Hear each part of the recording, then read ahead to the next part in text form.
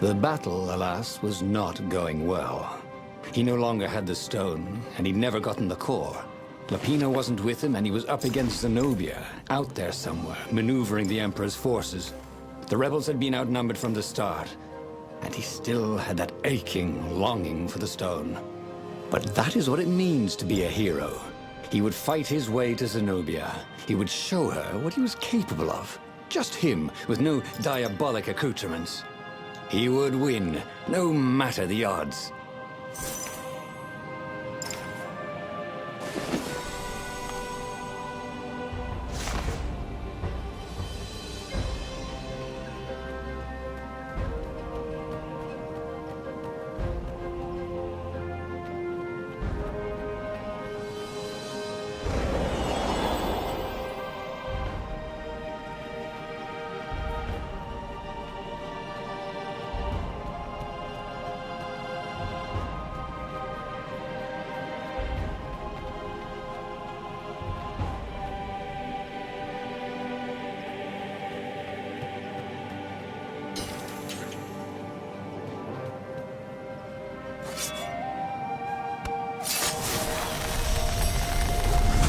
The new pathway made Renato curious.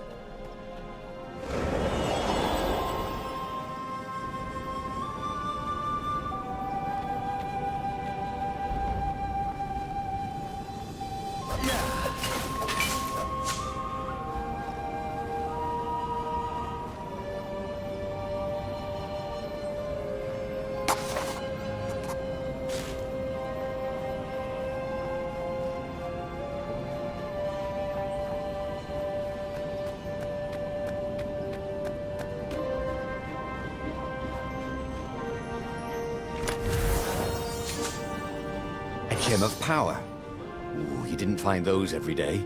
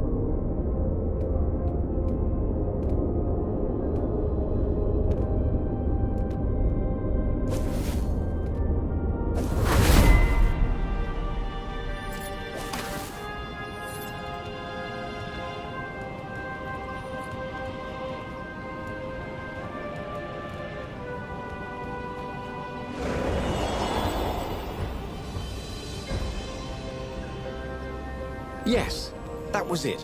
Pirouette, slash, parry, dodge. Renato had never done such good work in a fight. He wished the poets were allowed to sing of his exploits for his old age. Maybe he wouldn't have to kill Zenobia. Maybe he could defeat her and take her prisoner. Then he could turn the tide against the Emperor. If she wasn't crowned princess, once this was all over, she'd have more time for him, right?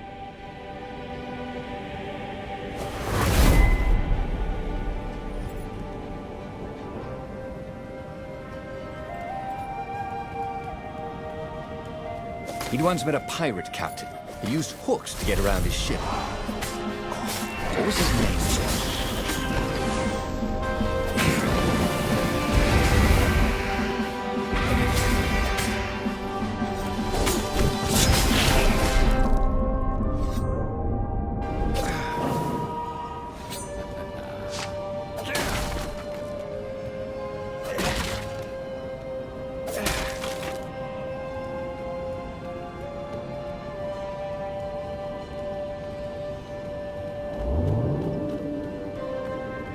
Building these platforms was so expensive, they'd run out of budget for guardrails.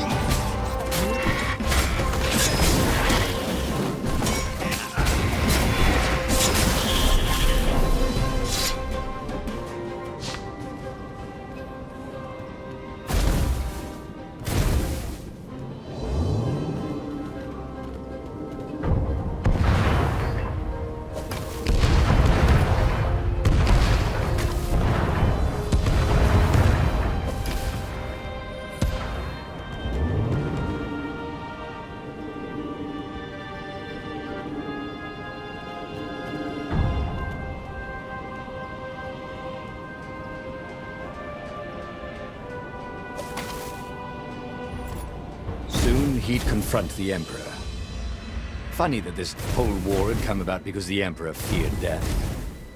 And now it was coming for him. There was some sort of lesson there, wasn't there?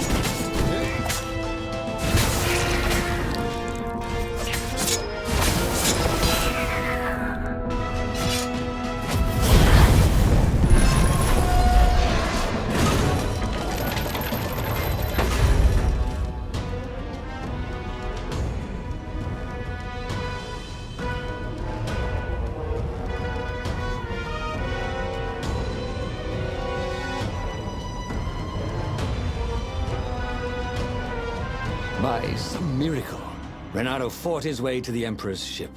He was exhausted, bleeding, but he'd found the strength to reject the stone. Zenobia came out of the ship. "Renato!" she shouted, and then she fell down and died. Lapino was behind her, wielding a sword that seemed to suck all the light out of the sun. "You idiot! You threw the stone away!" cried Lapino. "You said it was evil." "It hates sanctimonious prigs like you," laughed Lapino. "We're having a grand old time." Renato turned and ran. But no matter where he ran, Lapino jumped in front of him until Renato was cornered. That boy could hop. "You wouldn't do this to an old friend, would you?" cried Renato. "You mean this?" said Lapino as he slid the sword into Renato's guts. And just like that, he was alive again, and back on the Farfarer, still fleeing burning Ubar. The book was still open before him.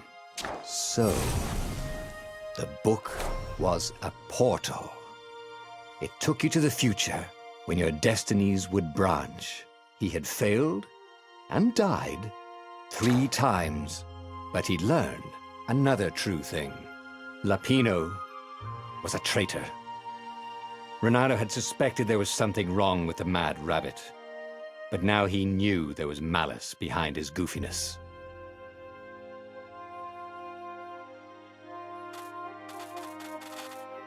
But he was starting to feel like he was getting the hang of this. There was a way through to victory. He could feel it. He just had to keep running the path of destinies. With that, the book fluttered back to the beginning, and he fell into it. The clouds parted over the Isles of Boreas. It was time to choose. The rebellion was in trouble. Ravens were scouting for the secret rebel base. They needed a game changer. Pieces of the Sky Ripper had surfaced.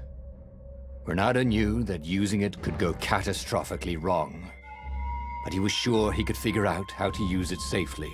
Also, a temple had risen out of empty desert, as tempting as it was to explore ancient mysteries. There was a war going on, and also, his old friend Lapino needed rescuing. Of course, Renato had a pretty strong suspicion that Lapino had betrayed the rebellion, but could Renato really leave an old friend to the Ravens? Ah, Lapino. Apparently, the Mad Rabbit had sold a Pegasus that he did not exactly own. Lapino always wiggled out of trouble, given time. But he was out of time. Lapino's frantic message said that the Ravens were going to kill him for being a rebel spy, and that he had a clever plan. If the fleet reached him first, they'd string him up for that. Never mind the winged horse. Or so Lapino had told him over the far speaker anyway.